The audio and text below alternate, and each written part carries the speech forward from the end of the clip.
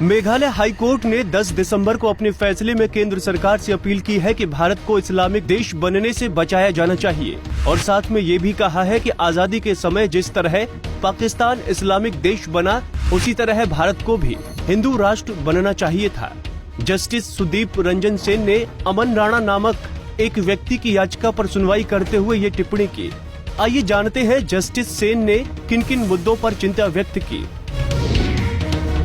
ये एक निर्विवाद तथ्य है कि विभाजन के समय लाखों सिखों और हिंदुओं की हत्या की गई, उनके साथ अत्याचार और बलात्कार किया गया, उन्हें अपने पूर्वजों की संपत्ति छोड़ने के लिए मजबूर कर दिया गया और उन्हें अपने जीवन और इज्जत को बचाने के लिए भारत में प्रवेश करने के लिए मजबूर किया गया।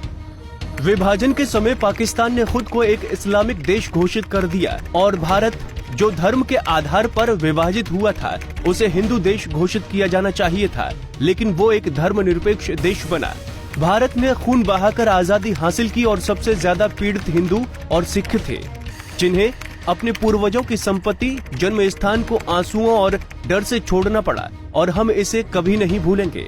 हालांकि ये उल्लेख करना गलत नहीं होगा कि जब सिख आए तो उन्हें सरकार से पुनर्वास मिला, लेकिन हिंदुओं को समान व्यवहार नहीं मिला।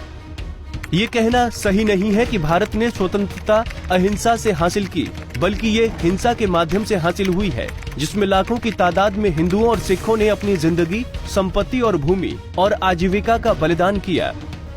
आज भी पाकिस्तान, बांग्लादेश और अफगानिस्तान में हिंदू, सिख, जैन, बौद्ध, ईसाई, पारसी, खासी, जयंती और गारो पर अत्याचार किया जाता है। उनके पास कहीं और जाने के लिए कोई जगह नहीं है और विभाजन के दौरान भारत में प्रवेश करने वाले हिंदुओं को अभी भी विदेशी माना जाता है, जो मेरी समझ में बेहद अनौपचारिक है, अवैध और प्राकृतिक न्याय के सिद्धांत के खिलाफ है। कानून लोगों के लिए बनाए जाते हैं, न कि लोगों को कानूनों के लिए बनाया जाता है। और ये भी एक तथ्य है कि कानून तभी प्रभावित हो सकते हैं जब वो इतिहास और जमीनी वास्तविकता को ध्यान में रखें। मैं ये स्पष्ट करना चाहता हूँ कि किसी को भारत को एक और इस्लामिक देश बनाने की कोशिश नहीं करनी चाहिए, अन्यथा ये भारत और दुनिया के लिए कयामत का दिन होगा।